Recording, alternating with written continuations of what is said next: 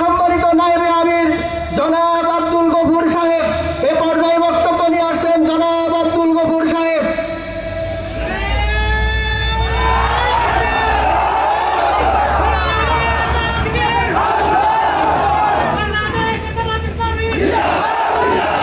আলহামদুলিল্লাহি রাব্বিল আলামিন ওয়াসসালাতু ওয়াসসালামু আলা সাইয়্যিদিল মুরসালিন ওয়া আলা আলিহি ওয়া সাহবিহি আজমাইন।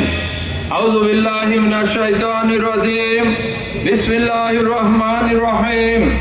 ইয়া আইয়ুহাল্লাযীনা আমানু ইসবিরু ওয়াসাবিরু ওয়ারাবিতু ওয়াত্তাকুল্লাহ লাআল্লাকুম তুফলিহুন। বাংলাদেশ জামাত ইসলামী 9 নম্বর আমলা ইউনিয়নের 9 নম্বর ওয়ার্ড কর্তৃক আয়োজিত আজকের এই কর্মী সমাবেশ ও অফিস উদ্বোধনী অনুষ্ঠানের সম্মানিত সভাপতি, আজকের এই সমাবেশের সম্মানিত প্রধান অতিথি, বাংলাদেশ জামাত ইসলামীর কেন্দ্রীয় মজলিসের শুরা সদস্য, কুষ্টিয়া জেলা জামাতের সংগ্রামী আমির, বিশিষ্ট শিক্ষাবিদ, ইসলামী চিন্তাবিদ জনাব অধ্যাপক আবুল হাশেম, অন্যান্য অতিথিবৃন্দ, সামনে উপবিষ্ট প্রাণপ্রিয় সাথী ও বন্ধুগণ, সুপ্রিয় সাংবাদিক বৃন্দ, আসসালামু আলাইকুম ওয়া রাহমাতুল্লাহ। ওয়ালাইকুম আসসালাম ওয়া রাহমাতুল্লাহ। আল্লাহ রাব্বুল আলামিনের শুকর আদায় করছি যে রাব্বুল আলামিন আমাদেরকে আজকের পড়ন্ত বেলায় এই সমাবেশে উপস্থিত হওয়ার সুযোগ করে দিয়েছেন। সেই মহান রবের শুকরিয়া আদায় করি আলহামদুলিল্লাহ। আমলার লোকজন বোধহয় না খেয়ে এসেছে দুপুরে ঢাকায়, আলহামদুলিল্লাহ। সম্মানিত ভাইরা আমার, দরুদ ও সালাম প্রিয় নবী জনাবে মুহাম্মদ রাসূলুল্লাহ সাল্লাল্লাহু আলাইহি ওয়াসাল্লামের উপর। সম্মানিত উপস্থিতি, আমরা বক্তব্য শুনব মুহতারাম প্রধান অতিথি মহোদয়ের কাছে। আমি কয়েকটি কথা বলে শেষ করব ইনশাআল্লাহ। বাংলাদেশ জামাত ইসলামী এদেশের 18 কোটি মানুষের আস্থার একটি ঠিকানার নাম বাংলাদেশ জামাত ইসলামী। বাংলাদেশ জামাত ইসলামী মানুষের নিরাপদ স্থান একটি বাংলাদেশ জামাত ইসলামী। মানুষ বিশ্বাস করে জামাত ইসলামী এদেশের শান্তি নিরাপত্তা দিতে পারে, এদেশের মানুষের মৌলিক অধিকার পূরণ করতে পারে বাংলাদেশ জামাত ইসলামী। এটা শুধু মুখের কথা নয়, এটা বাংলাদেশ জামাত ইসলামীর প্রতিষ্ঠা থেকে শুরু করে বিগত দিনের হাজারো জুলুম অত্যাচার নির্যাতন সহ্য করে বাংলাদেশ জামাত ইসলামী কখনোই কোনো অন্যায় পথ গ্রহণ করে নাই। আমরা দীর্ঘ প্রায় 1.5 যুগ একটি ফ্যাসিস্ট সরকারের অধীনে ছিলাম। ছাত্র জনতার আন্দোলনে জুলাই অভ্যুত্থানের মাধ্যমে আমরা জুলাই অভ্যুত্থানের 5ই আগস্টের যে গণ আন্দোলন, গণ অভ্যুত্থান সফল হলো।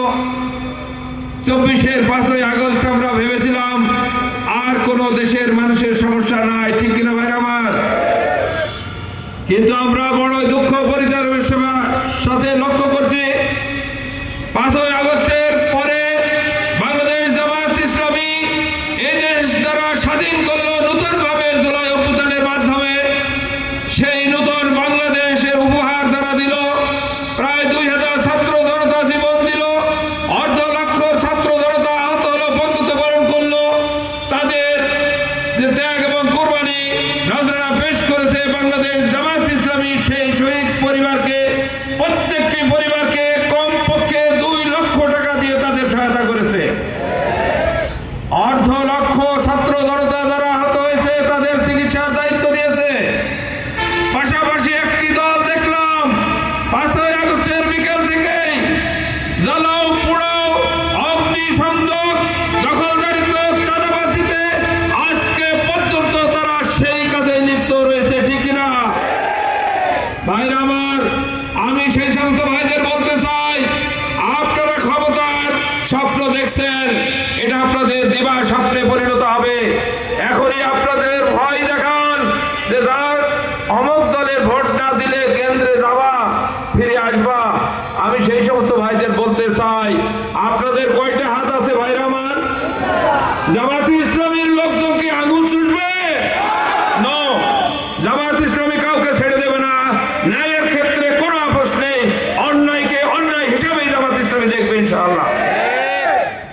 আপনারা তো কেমন জনদরদি ইতিমধ্যেই শুরু করেছেন নিজেরাই। ক্ষমতার পাগল, একজনকে নমিনেশন দিয়েছে আর একজন আন্দোলন সংগ্রাম জ্বালাও পোড়া শেষ করেছে। আর আপনারা দেশের জনগণের নিরাপত্তা দেবেন, তাই না? এদের কাছে নিরাপদ হতে পারে জনগণ? বাংলাদেশ কখনো এদের কাছে নিরাপদ হতে পারে না। ক্ষমতায় নাই যেতে বলে যে জামাত ইসলামকে নিষিদ্ধ করব, এত বড় সাহস আপনাদের দেখানোর কোনো সুযোগ নেই। হাসিনার মতো দুর্দণ্ড প্রতাপশালী শাসক আপনারা হন নাই এখনো। আপনারা তো সেই শক্তিশালী, আপনার নেত্রীর বাসার সামনে একটি বালু ট্রাক সরাতে পারেন নাই। আপনার নেত্রীকে জেলে নিয়েছে, তাকে মুক্ত করতে পারেন নাই। আপনার নেতা নেত্রীদের জেলে দিয়েছে, ফাঁসি দিয়েছে, ঠেকাতে পারেন নাই। একটি টু শব্দ করেন নাই। আপনার অ্যাক্টিং চেয়ারম্যান এখনো বাংলাদেশে ফিরতে পারে নাই। এই তো আপনাদের শক্তি, ঠিক না ভাইরা আমার? এই জন্য আসুন আমরা বাংলাদেশের তৌহিদি জনতা 18 কোটি মানুষকে নিয়ে এই দেশে একটি ইনসাফপূর্ণ সমাজ প্রতিষ্ঠা করব। আমাদের আমির জামাত যে ঘোষণা দিয়েছেন, যদি দেশ পরিচালনার দায়িত্ব পায়, বাংলাদেশ জামাত ইসলামীর কোন মন্ত্রী এমপি ট্যাক্স ফ্রি গাড়ি গ্রহণ করবে না, কোন সরকারি কোটি কোটি টাকার প্লট দেবে না, সরকারি বরাদ্দ আসবে সব প্রকাশ্যে জনগণের সামনে হিসাব দেবে। সম্মানিত ভাইরা আমার, আপনাদের যদি সাহস থাকে এই ঘোষণা দেন, পাশাপাশি কেমন আপনার দেশ যদি আমরা দেখি, পারবে? পারবে না। নিজেরাই তো দুর্নীতিগ্রস্ত, কিভাবে এই ঘোষণা দেবে? এই জন্য এই দেশকে আমরা দুর্নীতি মুক্ত করতে চাই। আমির জামাত ঘোষণা দিয়েছে দুর্নীতি মুক্ত একটি বাংলাদেশ গড়তে চাই, একটি শোষণহীন বাংলাদেশ গড়তে চাই, চাঁদাবাজ মুক্ত দেশ গড়তে চাই, দখলদারিত্ব মুক্ত একটি দেশ গড়তে চাই। সেই দেশ গড়ার লক্ষ্যে আগামী জাতীয় নির্বাচন ফেব্রুয়ারিতে অনুষ্ঠিত হবে। আমাদেরকে অবশ্যই সবরের সাথে সকল বাতিল শক্তির বিরুদ্ধে দৃঢ়তা অবলম্বন করে আমাদের সকল শক্তি প্রয়োগ করে এক ইচ্ছাপূর্ণ সমাজ প্রতিষ্ঠার জন্য কাজ করতে হবে। আল্লাহকে ভয় করতে হবে। ইনশাআল্লাহ আল্লাহ তাআলা আমাদের সফলতা দান করবেন, এই আশাবাদ ব্যক্ত করে আমি সকলকে ধন্যবাদ জানিয়ে আমার কথা শেষ করছি। আল্লাহ হাফেজ। বাংলাদেশ জিন্দাবাদ, বাংলাদেশ জামাত ইসলামী জিন্দাবাদ। আসসালামু আলাইকুম ওয়া রাহমাতুল্লাহ।